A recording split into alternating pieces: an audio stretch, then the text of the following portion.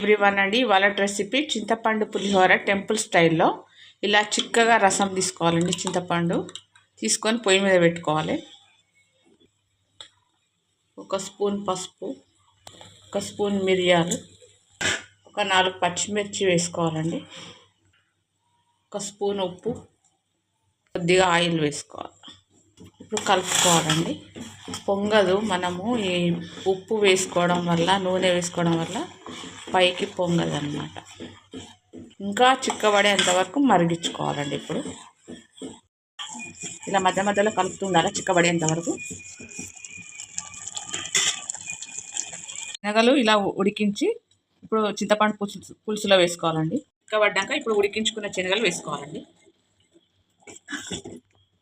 Minutes ఉడికించుకోవాలండి. శనగలు పులుపు పట్టుకుంటుంది శనగలకి. కొద్దిగా బెల్లం వేయాలండి, పులుపు ఒగరు ఎరుగుతుంది. ఒక స్పూన్ ఆవపొడి, కొద్దిగా మెంతి పొడి, జీలకర్ర పొడి.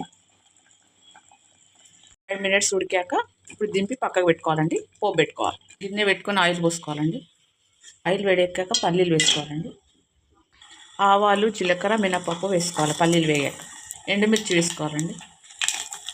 మిరపకాయలు వేగాక కరివేపాకు వేసుకోవాలండి. కడిగి తుడుచుకోవాలండి, లేకపోతే చిల్లుతుంది.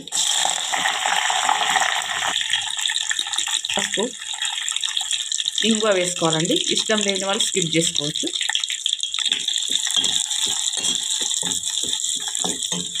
మీడియం ఫ్లేమ్లో పెట్టుకోవాలండి, లేకపోతే మాడిపోతుంది. ఇప్పుడు వేసుకోవాలండి, చింతపండు రసం వేసుకోవాలి. చింతపండు రసం రెడీ అండి. ఈ విధంగా రసం రెడీ అయ్యాక అన్నంలో కలుపుకోవాలి. అన్నం వండుకున్నాక ఇలా చల్లార్చుకోవాలండి కొద్దిగా, మరీ వేడి మీద కలపకూడదు. పసుపు వేసుకోవాలి, కొద్దిగా ఉప్పు,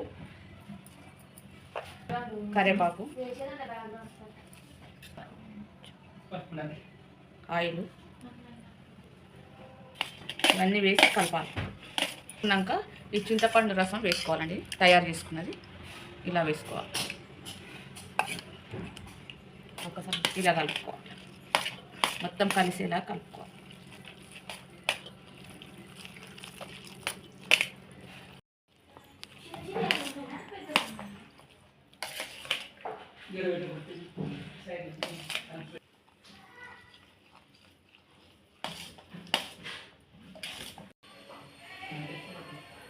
ఈ వీడియో చూసి మీరు కూడా ఇలాగే చేసుకోండి. Please subscribe. Thank you.